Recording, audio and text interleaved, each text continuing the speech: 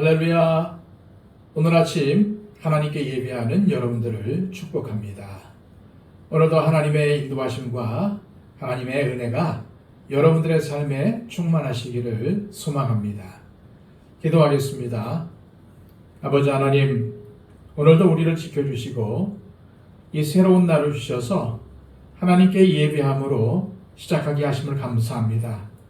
하나님, 오늘도 하나님의 살펴주심이 우리의 삶에 넘칠 줄 믿습니다. 또한 하나님의 인도하심이 우리의 삶을 이끄실 줄 믿습니다. 오늘도 믿음으로 주님 앞에 엎드리오니 주님, 우리의 삶을 주장하여 주시고 우리의 오늘의 삶이 하나님께 영광 돌리는 삶, 또한 우리의 주변에 있는 이웃에게 선한 영향력을 미치는 삶을 살아갈 수 있도록 인도하여 주시옵소서. 오늘의 삶을 온전히 주님께 의지하오며 예수 그리스도의 이름으로 기도하옵나이다. 아멘. 다 함께 찬송가 200장 찬양 드립니다.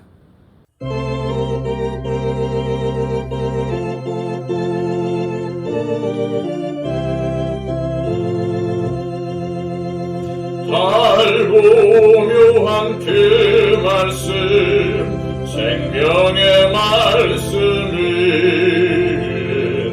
귀한 그 말씀 진실로 생명의 말씀이 나의 길과 믿음 밝히 보여주니 아름답고 귀한 말씀 생명샘이로다. 아름답고 귀한 말씀 생명샘이로다. 귀한 주님의 말씀은 내 노래되로다. 모든 사람을 살리는 생명의 말씀을 값도 없이 받아 생명길을 가니 아름답고 귀한 말씀 생명샘이로다. 아름답고 귀한 말씀 생명샘이로다.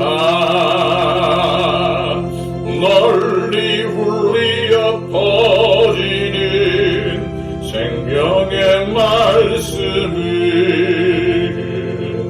마음의 용서와 평안을 골고루 주나니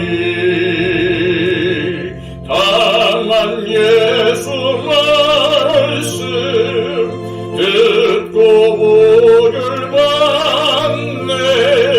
아름답고 귀한 말씀 생명샘이로다. 아름답고 귀한 말씀 생명샘이로다.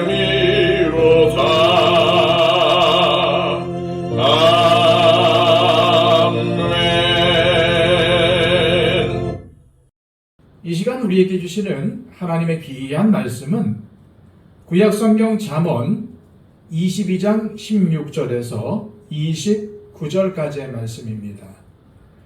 구약성경 936쪽입니다. 이익을 얻으려고 가난한 자를 학대하는 자와 부자에게 주는 자는 가난하여질 뿐이니라. 너는 귀를 기울여 지혜 있는 자의 말씀을 들으며 내 지식에 마음을 둘지어다. 이것을 네 속에 보존하며 네 입술 위에 함께 있게 함이 아름다우니라. 내가 네게 여호와를 의뢰하게 하려 하여 이것을 오늘 특별히 네게 알게 하였노니 내가 모략과 지식의 아름다운 것을 너를 위해 기록하여 네가 진리의 확실한 말씀을 깨닫게 하며 또 너를 보내는 자에게 진리의 말씀으로 화답하게 하려 함이 아니냐. 약한 자를 그가 약하다고 탈취하지 말며 곤고한 자를 성문에서 압제하지 말라. 대저 여호와께서 신원하여 주시고 또 그를 노력하는 자의 생명을 빼앗으시리라. 너를 품는 자와 사귀지 말며 울분한 자와 동행하지 말지니 그의 행위를 본받아 네 영혼을 올무에 빠뜨릴까 두려움이니라.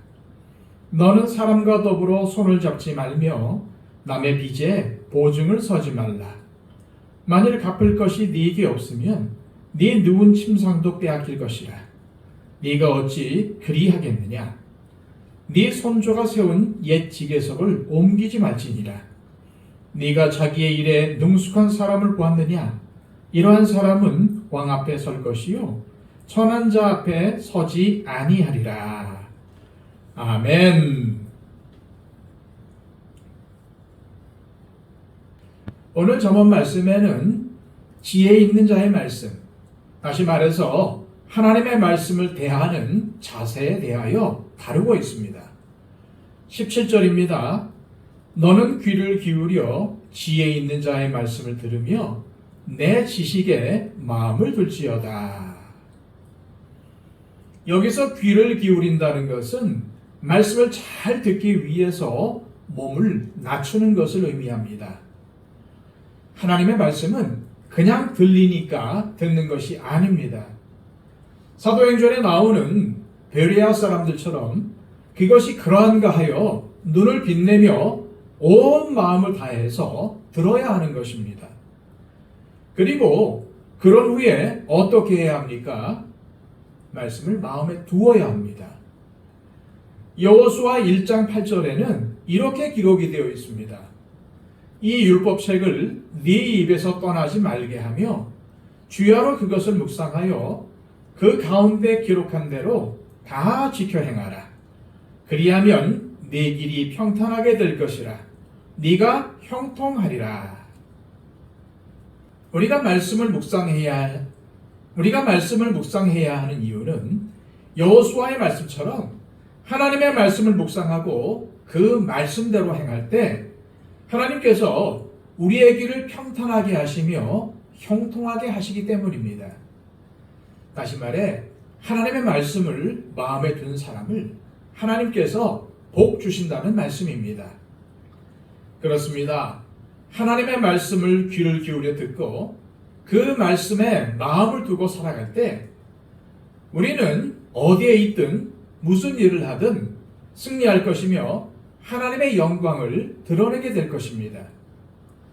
18절 말씀입니다. 이것을 네 속에 보존하며 네 입술 위에 함께 있게 함이 아름다우니라. 여기서 이것은 지혜의 말씀, 곧 하나님의 말씀입니다. 그 하나님의 지혜의 말씀을 우리 마음속에 보존하며 입술에 있게 하라고 합니다. 이것이 무슨 의미일까요? 이는 우리의 마음에 두었던 말씀을 입술로 시인하며 삶으로 살아내는 것을 의미합니다.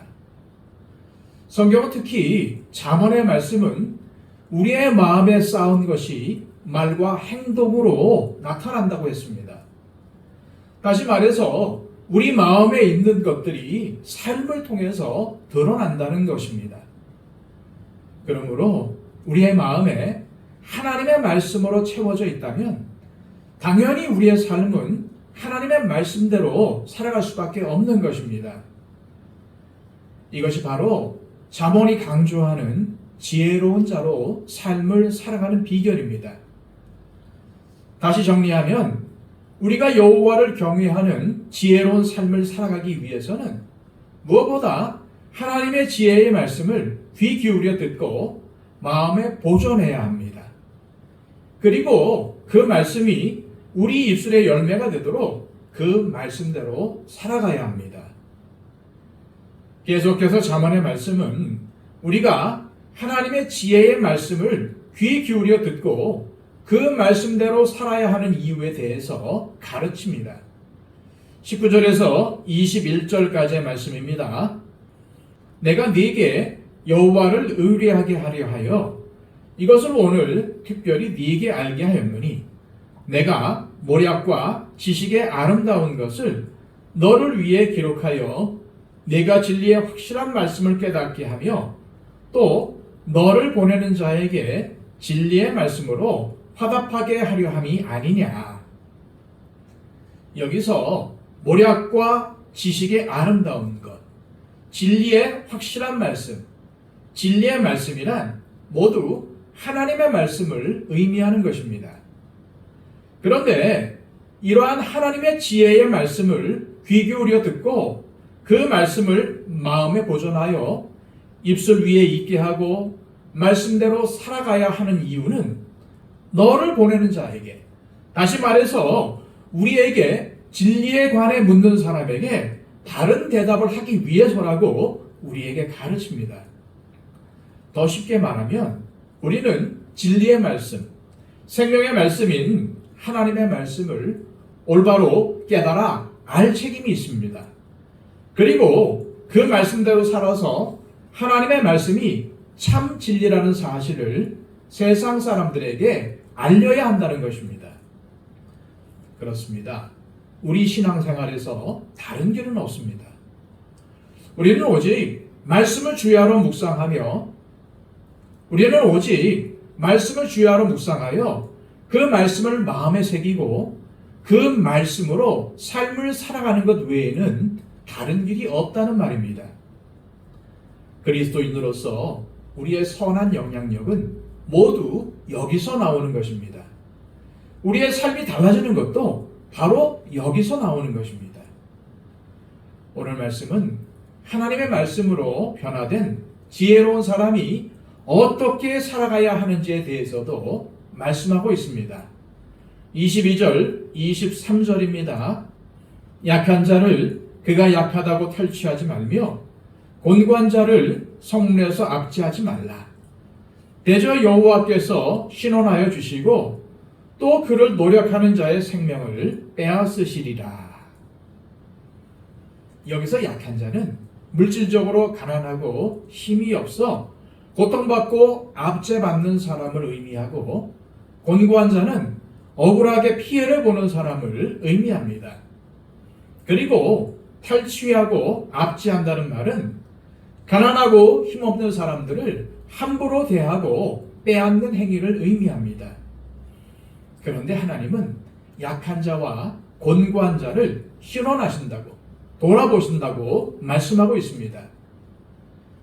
잠언의 말씀이 왜 계속해서 이것을 강조할까요?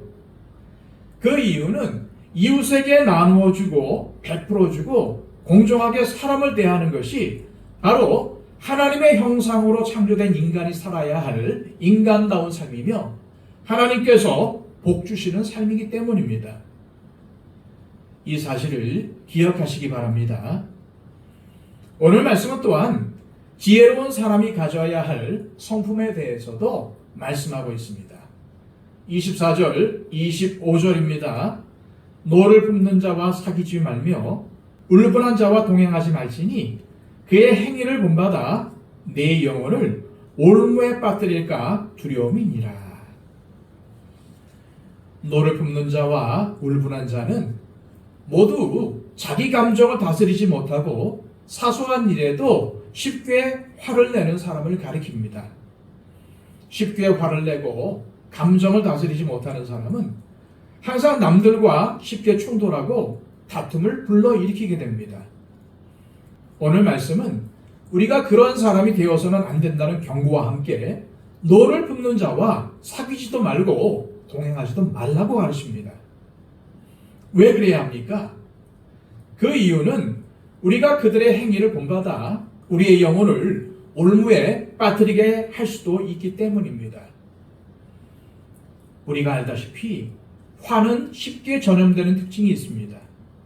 따라서 우리는 사소한 것에 쉽게 화를 내고 관계를 깨트리는 사람이 되어서는 안 됩니다.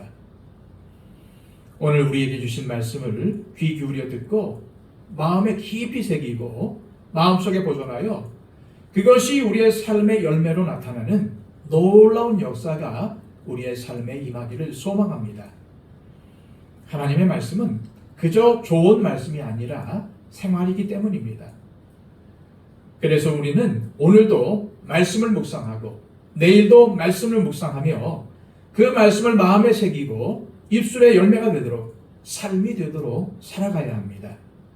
왜냐하면 그것이 우리의 인생을 가장 복되게 하는 길이기 때문입니다. 이 시간 기도하실 때 하나님 아버지, 하나님의 말씀은 지혜의 말씀이며 또한 살아있는 생명력이 넘치는 말씀임을 믿습니다.